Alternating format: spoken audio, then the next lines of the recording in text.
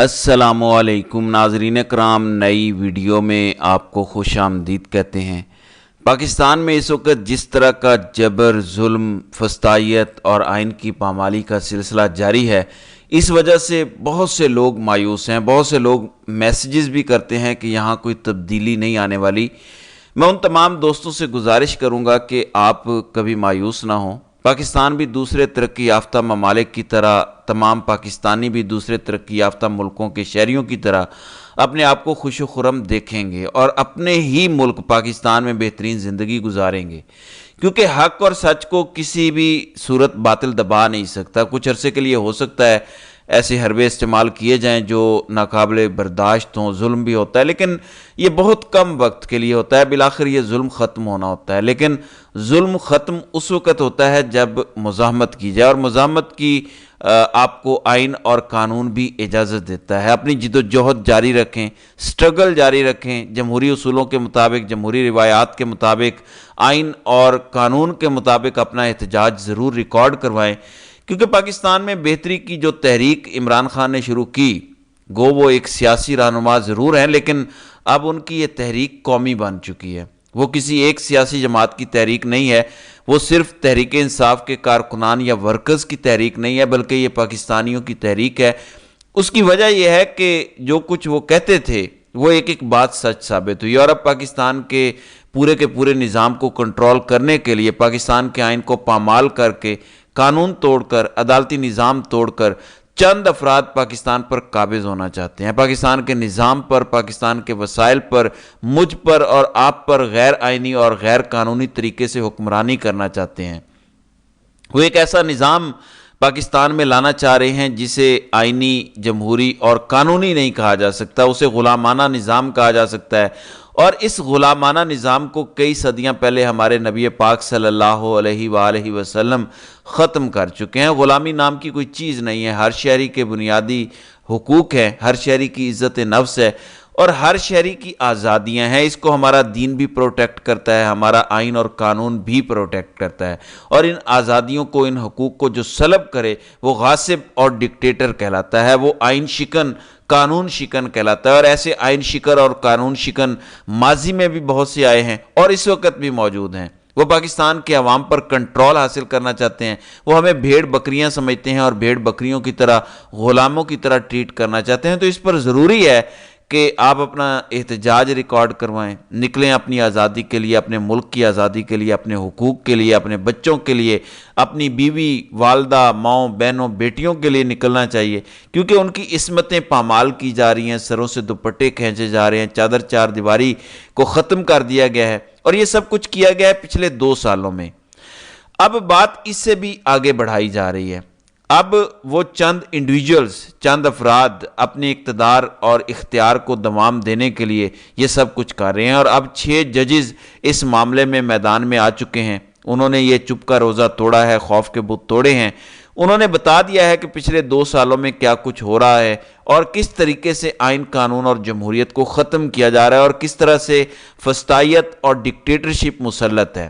اب یہ ساری باتیں منظر عام پر آ چکی ہیں، لیکن میں ایک بات ضرور کہوں گا، یہ چند واقعات ہیں، آٹے میں نمک کے برابر یہ چیزیں سامنے آئی ہیں۔ پہلے ایک عام سیاسی کارکن اس پر واویلا کر رہا تھا، شروع ہوگا کر رہا تھا، اور یہ چیزیں رپورٹ ہو رہی تھیں، لیکن ہم سب اگنور کر رہے تھے کہ یہ تو پاکستان تحریک انصاف اور پی ٹی آئی کے لوگوں کا مسئلہ ہے، اس میں ہمیں پڑھنے کی کیا ضرورت ہے۔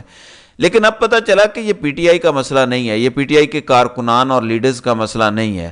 عمران خان کوئی اپنی ذات کے لیے یہ سب نہیں کر رہا، اور جو خواتین، مائیں، بہنیں، بیٹیاں ہماری جیلوں میں قید ہیں، جنہوں نے یہ سزائیں بھگتی ہیں ناکردہ گناہوں کی، وہ کوئی اپنے لیے نہیں بھگت رہی، بلکہ وہ آئین کی بالادستی چاہتی ہیں، جمہوریت چاہتی ہیں، اور قانون کی حکمرانی چاہتی ہیں، جبکہ چند لوگ ایسا نہیں چاہتے۔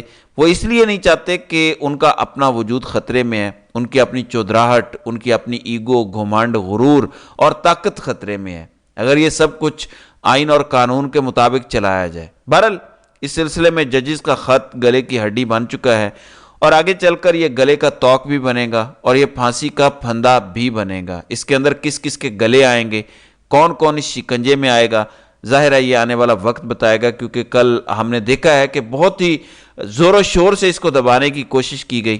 اب اس سلسلے میں ایک بڑی اہم ڈیولپمنٹ ہوئی ہے، جیسے ہی اس کی تفصیلات آتی ہیں تو میں اگلی ویڈیو میں اس پر بات کروں گا۔ دوسری جانب جو مقصد ہمیں اور پاکستان کے عوام کو بتایا گیا وہ یہ تھا کہ عمران خان معاشی طور پر ناکام رہے، حالانکہ یہ سب سے بڑا جھوٹ تھا، اور اب پچھلے 2 سالوں میں قرضے مزید بڑھ گئے ہیں، بار بار IMF کے پاس جایا جا رہا ہے، اور ابھی تک کوئی ایک بھی اقدام ایسا نہیں کیا گیا کہ جس کی بنیاد پر ہم یہ کہہ سکیں کہ یہ جو PDM-1 اور PDM-2 کو لایا گیا، جو ہارے ہوئے اور ریجیکٹڈ تھے، جن پر فوجداری مقدمات چل رہے تھے، ان کو لایا گیا، بٹھایا گیا اور ان کی پشت پناہی فیصلہ سازوں کی جانب سے کی گئی۔ ان کے دور میں کچھ بھی ایسا نہیں ہوا جس کی بنیاد پر ہم کہہ سکیں کہ آپ نے بہت اچھا کیا، واقعتاً یہ رجیم چینج ہونا چاہیے تھا۔ ناظرین اکرام، اس وقت معاملہ یہ ہے کہ پاکستان اب IMF سے 7 سے 8 ارب ڈالر کا نیا قرض پروگرام لینے کے لیے تیاریاں کر رہا ہے۔ 7 سے 8 ارب روپے کا یہ قرض ہے۔ IMF نے کلائمیٹ فائنینسنگ کے لیے مذاکرات کا عندیہ بھی دیا ہے۔ قرض کے موجودہ دستیاب کوٹے میں اضافے کی بھی توقع ہے، یہ ہماری وزارت خزانہ کے ذرائع بتا رہے ہیں۔ وہ کہہ رہے ہیں کہ نئے پروگرام کے لیے ہم نے درخواست دے دی ہے، یعنی فیصلہ ہو چکا ہے کہ ہم نے مزید قرضے لینے ہیں، اور IMF سے باقاعدہ مذاکرات ایگزیکٹو بورڈ میٹنگ کے بعد ہوں گے، اور نئے مالی سال کا بجٹ بھی IMF کی شرائط کے مطابق تیار کیا جائے گا۔ IMF سے نئے 3 سالہ قرض پروگرام کے لیے مذاکرات آئندہ 2-3 ماہ میں جاری کرنے کا امکان ہے، یعنی بجٹ سے پہلے دوبارہ IMF کے در پہ جایا جائے گا۔ اب یہ جو 7 سے 8 ارب ڈالر قرض لیا جائے گا، اس کو سود سمیت واپس کیا جائے گا۔ یہ قرض لے گی اشرافیہ، پولیٹیکل ایلیٹ اور نان پولیٹیکل ایلیٹ، جن کے قبضے میں ہمارا ملک ہے، جن کے قبضے میں ہمارے ملک کے تمام وسائل ہیں، وہ یہ قرضہ لیں گے جبکہ ادا کریں گے پاکستان کے عوام پر اب مزید ٹیکس عائد کیے جائیں گے۔ انہوں نے اپنے عللہ تللوں میں تو کوئی کمی نہیں کرنی، غیر ترقیاتی اخراجات کم نہیں کرنے، اپنے اخراجات کم نہیں کرنے، لیکن ہم پر قرضوں کا بوجھ ڈالتے رہیں گے، اور مسلسل ڈالا جا رہا ہے۔ IMF نے پاکستان کے ذمے قرضوں کو پائیدار قرار دیا، ظاہر ہے انہیں سود ملے گا۔ اب ہم بجلی، گیس اور پیٹرول کی قیمتیں بڑھا رہے ہیں اور پاکستان کے عوام پر بوجھ ڈال رہے ہیں۔ دوسری جانب NFC وارڈ کی بات ہوئی تھی، صوبوں کے پیسے کم کرنے کی بات ہوئی تھی، تو پیپلز پارٹی اور بلوچستان نے سیدھا کہہ دیا کہ یہ نہیں ہو سکتا کہ NFC وارڈ کے پیسے بڑھ تو سکتے ہیں، صوبوں کا کم حصہ نہیں ہوگا، کیونکہ آئین میں جو لکھا ہے اس کے اکارڈنگلی ہوگا۔ اب ہو یہ رہا ہے، ہمارا سسٹم ایسا ہے کہ قرض لیتی ہے فیڈرل گورنمنٹ، واپس کرتی ہے فیڈرل گورنمنٹ، جبکہ آمدنی صوبوں میں جاتی ہے اور وہ اپنے کھاتے پورے کرتے ہیں، صوبے قرض کی واپسی میں ذمہ دار نہیں ہے۔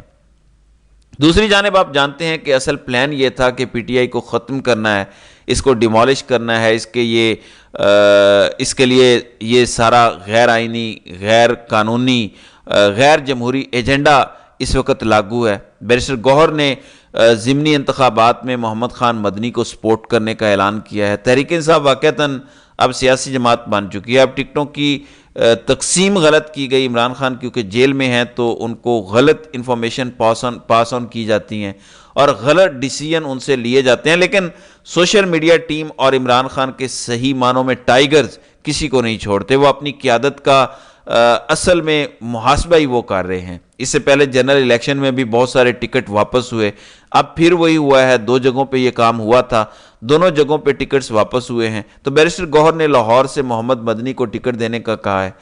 دوسری جانب ناظرین اکرام، چودھری پرویز الہی شدید زخمی ہیں، ان کی حالت ایسی نہیں ہے کہ ان کو پیمز سے اڈیالہ جیل منتقل کیا جائے، لیکن حکم حاکم وزیر داخلہ نقوی صاحب کے حکم پر انہیں اڈیالہ جیل منتقل کیا گیا ہے۔